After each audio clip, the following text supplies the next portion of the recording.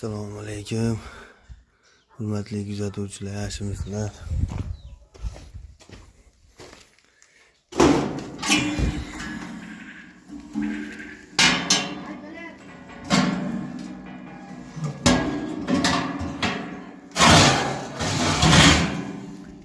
Istalgan pechkalarimiz bu 5liklar hammasi bu ovqat qiladigani.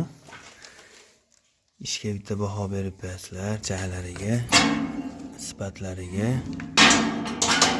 Hammasini orqasida mana rishotkalari bo'ladi. Hammasi rishotka bo'ladi. Asosiy oldi, orqasi to'rlik bo'ladi. O'tiradigan joyi ham to'rlik bo'ladi. Mana oddiyniki ham, buniki ham. Tomi ham to'rlik bo'ladi.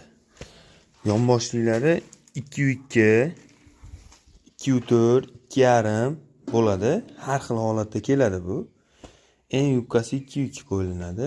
Bular 2.5 dan bo'lganlar.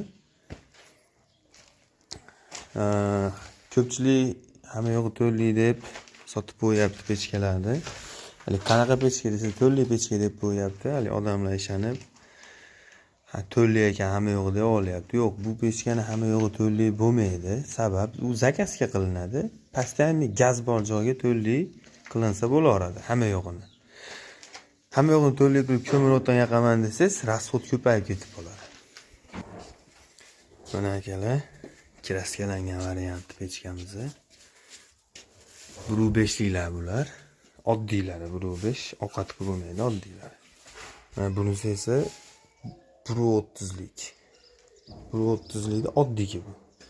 Mana 1.30likda o'choqligi bu. Kraskalangan tayyorlari bular.